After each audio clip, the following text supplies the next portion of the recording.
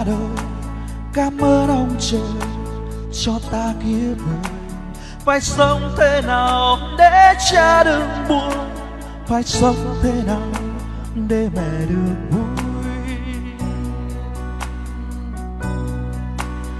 Tình cha bao la như núi cao ngang trời, tình mẹ rộng lớn như biển cả mênh mông.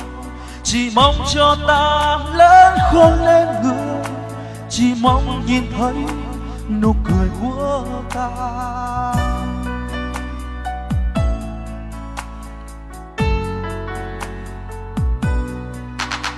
Dù cha ra sao vẫn luôn là đứng sinh thành, dù mẹ làm sao vẫn luôn mang nặng nỗi đau.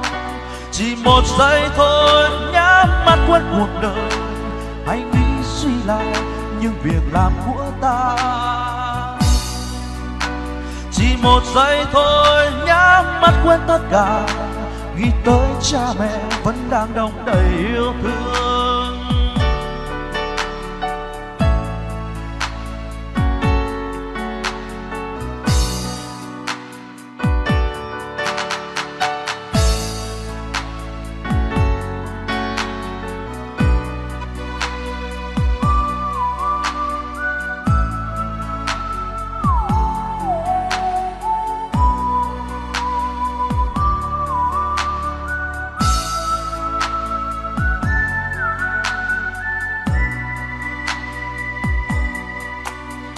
Khi đứng sinh thành sinh ta ra đời, cảm ơn ông trời cho ta kiếp người. Phải sống thế nào để cha đừng buồn, phải sống thế nào để mẹ được vui. Tình cha bao la như núi cao ngang trời, tình mẹ rộng lớn như biển cả mênh mông. Chỉ mong cho ta lớn khôn lên người, chỉ mong nhìn thấy nụ cười của ta.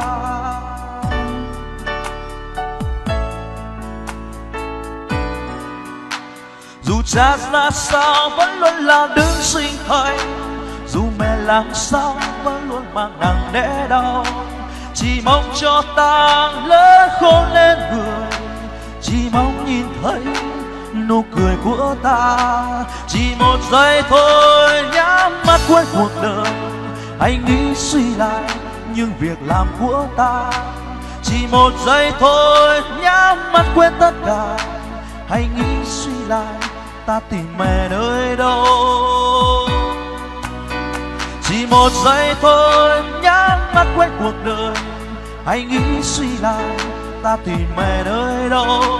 Chỉ một giây thôi nghĩ tới cha một lần, dấu vết chân chim vẫn đang từng ngày mong ta. Oh, oh, oh, oh,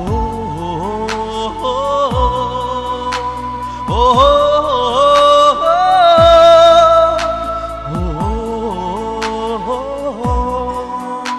Chỉ một giây thôi nghĩ tới cha một lần, dấu vết chân chim vẫn đang từng ngày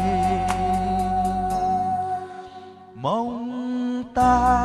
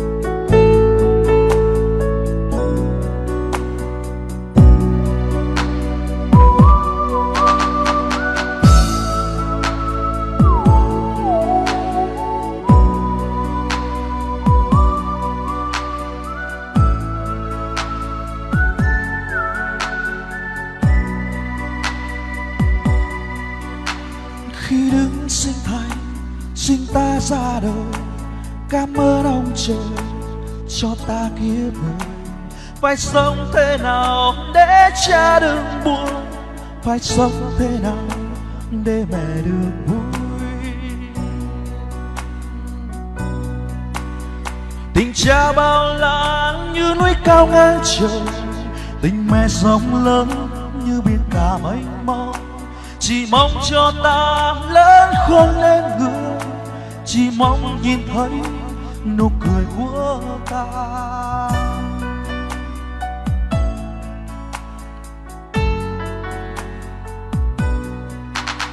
Dù cha ra sao vẫn luôn là đứng sinh thành, dù mẹ làm sao vẫn luôn mang nặng nỗi đau. Chỉ một giây thôi nhắm mắt quên cuộc đời, hãy nghĩ suy lại những việc làm của ta. Chỉ một giây thôi nhắm mắt quên tất cả, nghĩ tới cha mẹ vẫn đang đong đầy yêu thương.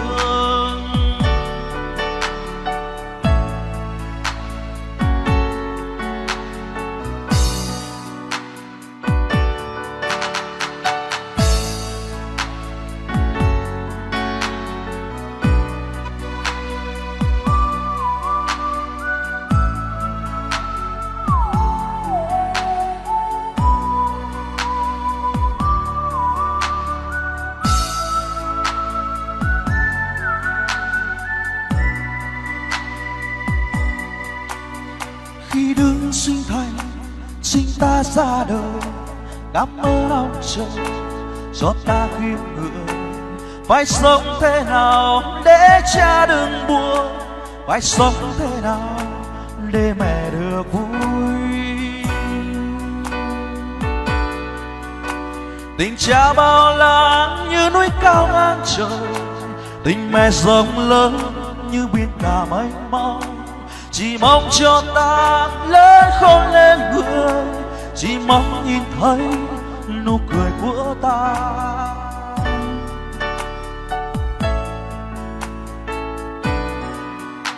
Dù cha ra sao vẫn luôn là đứng sinh thành, dù mẹ làm sao vẫn luôn mang nặng đẻ đau.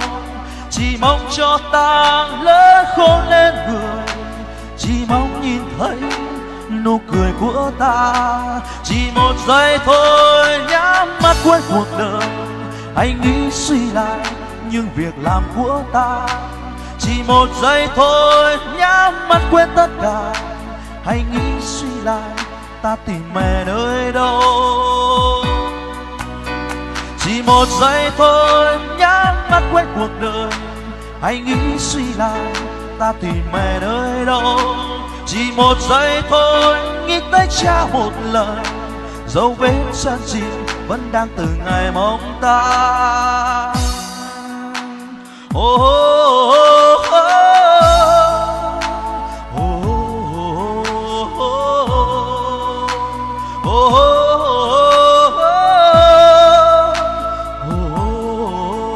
oh.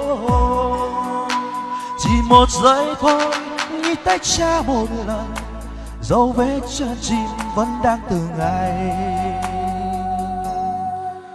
mong ta.